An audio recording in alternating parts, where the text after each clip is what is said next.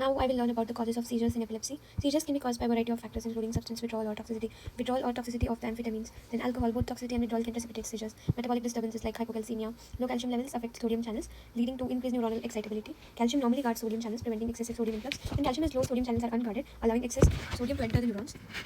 Hyponatremia, low sodium concentration in extracellular fluid, causes water to enter the neurons, leading to swelling and increased seizure risk. Hypomagnesemia, similar to calcium, magnesium plays a role in neuronal excitability. Hypoglycemia, low blood glucose levels reduce ATP production and impairing the sodium potassium ATPase and leading to neuronal overload. Organ failure like renal failure, acute renal failure, raising potassium levels can disturb the central nervous system. Chronic renal failure, retain nitrogenous product, urea, creatinine, irritate the neurons and disturb the CNS microenvironment. Hepatic encephalopathy, accumulation of toxic substances in the CNS due to liver dysfunction can irritate the neurons. Infections like meningitis, encephalitis can cause seizures, both partial and generalized. Infections, we saw inflammatory conditions, systemic lupus erythematosus can lead to seizures depending on the extent of vasculitis after affecting the CNS. Degenerative diseases like Alzheimer's disease, while primarily causing dementia, it can also be associated with seizures. Then Creutzfeldt-Jakob disease, CJD, caused by prions. These misfolded protein corrupt the normal proteins in neurons, leading to spongy encephalopathy and seizures. Diagnostic investigations aim to establish the diagnosis of epilepsy and identify the underlying causes. Establishing diagnosis, electroencephalogram (EEG) helps confirm the presence of epilepsy. Video telemetry, continuous monitoring of EEG and video to capture the seizure activity. Structural imaging, CT scan less sensitive for detecting the structural abnormalities. MRI more sensitive for detecting structural causes of seizures should be performed after the first seizure. Lab test, screening for metabolic and infectious causes, serum electrolytes, sodium, potassium, calcium, magnesium. Urine analysis, blood urea, nitrogen and creatinine. Liver function test, blood sugar to rule out hypoglycemia. Complete blood count with electrocyte sedimentation rate (ESR) to identify infections. Drug screen to check for illicit substances or non-adherence to prescribed medication. Other investigations like chest X-ray to rule out tuberculosis or secondary brain tumor. Serological studies for syphilis, treponema, antibody and HIV. Cerebrospinal fluid CSF studies to investigate metabolic or infectious causes. Management of status epilepticus. Status epilepticus requires immediate intervention. Initial stabilization to secure three things to do: secure the airway, provide oxygenation, and establish IV lines at least two. One line should be dextrose-free for phenytoin administration. Then pharmacological management: benzodiazepines, IV bolus diazepam, followed by slow infusion. Then phenytoin, loading dose followed by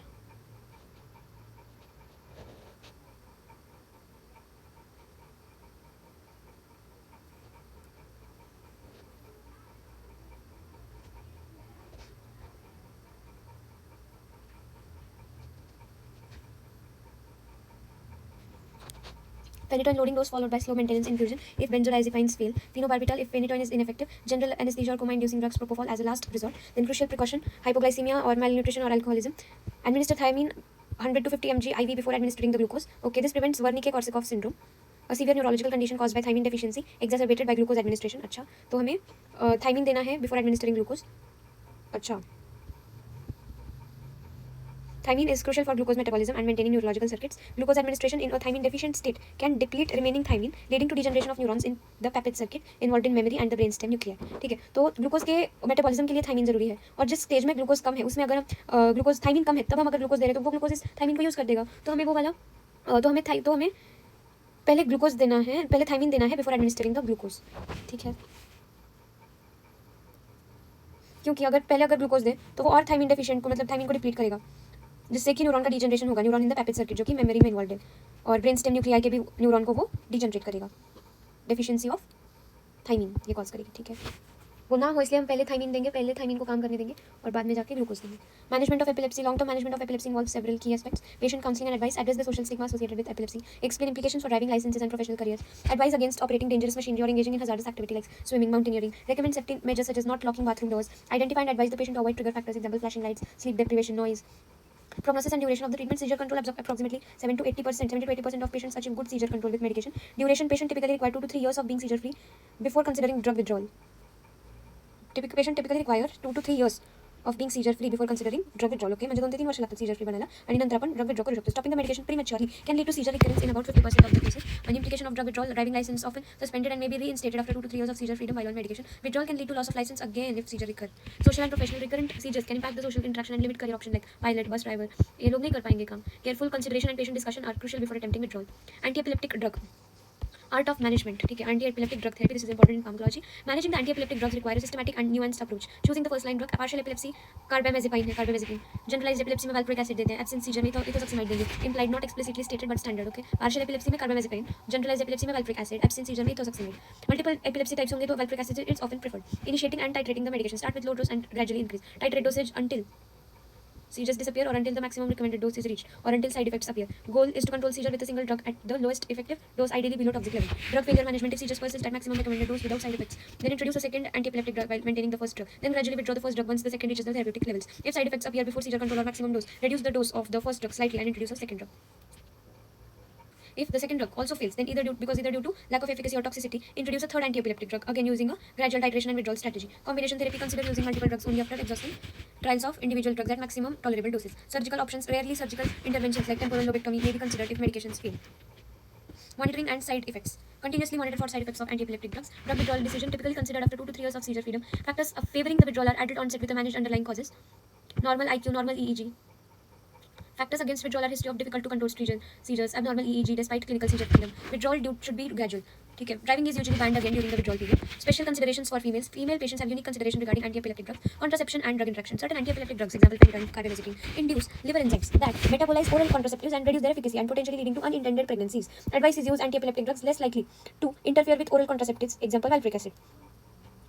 ठीक है, तो antiepileptic like valproic acid का use नहीं करना in female patient. It is less likely use of antiepileptic drugs is less likely to interfere with increase the oral contraceptive dosage or use alternative contraceptive method.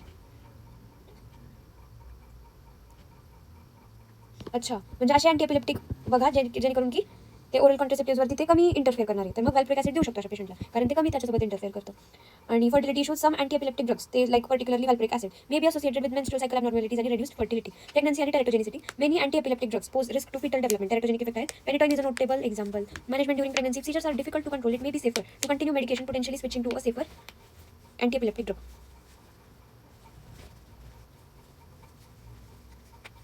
Safest antiepileptic are levetiracetam and phenobarbital are considered relatively safe. Clonazepam and other benzodiazepines may also be safe. Modern drugs like lamotrigine and gabapentin should be used cautiously due to lack of long-term data. Supplementation: folic acid high doses are recommended to support normal fetal cell multiplication. Vitamin K administered in late pregnancy to prevent hemorrhagic disease in newborn, as some antiepileptic drugs block the vitamin K transfer from mother to fetus, leading to deficiency in clotting factors. Drug management decisions: the decision regarding antiepileptic drug depends on patient-specific situation. Continue the current drug may be appropriate in some cases. Change the drug. Consider switching to a different antiepileptic drug. Stop the drug. This is an option under specific circumstances. Factors influencing the drug withdrawal: the decision to withdraw antiepileptic drug should be based on seizure-free duration. If a patient has been seizure-free for 2 to 3 years, withdrawal might be considered. Managed underlying cause: if the cause of the seizure has been effectively treated, withdrawal risk may be acceptable. Difficult seizure control: for patients with a history of poorly controlled seizures, continuing medication is generally advisable, possibly by switching to a safer drug. Safest antiepileptic drug during pregnancy is certain antiepileptic drugs are considered safer during pregnancy are lamotrigine, phenobarbital, and diazepam. Lamotrigine it is often cited as one of the safest options. ठीक है, ये MCQ में आएगा. lamotrigine during pregnancy, antiepileptic pregnant patient उसको lamotrigine safest है, और phenobarbital और diazepam have no reported cases of intrauterine abnormalities. Then essential supplementation बघितलं आपण. ठीक है, high dose of folic acid recommended to support normal fetal cell multiplication and vitamin K in final trimester of pregnancy. High doses of vitamin K should be administered.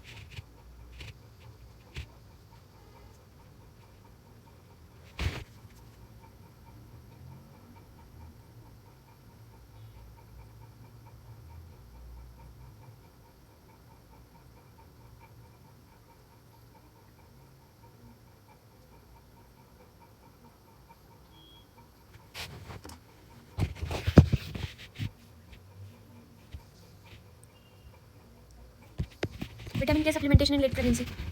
Final trimester of pregnancy, mothers should receive high doses of vitamin K. Reason: many antiepileptic drugs interfere with transfer of vitamin K from maternal to fetal blood. As a consequence, vitamin K deficiency in the baby can lead to low levels of vitamin K dependent coagulation factors, and this deficiency can result in hemorrhagic diseases in the newborn after birth. And for this prevention, high dose of vitamin K administration to the mother prevents this complication. Question and discussion on the status epilepticus. This is important. The speaker opens the floor for questions regarding the previously discussed topic of status epilepticus. This indicates a transition from lecture to interactive questioning. No new information is presented in this specific segment as it is focused on addressing audience inquiries. And in conclusion, management of epilepsy is complex, requiring careful diagnosis, individualized treatment strategies, and consideration of specific patient factors, particularly for females. The art lies in intelligently applying the pharmacological knowledge alongside the patient counseling and monitoring.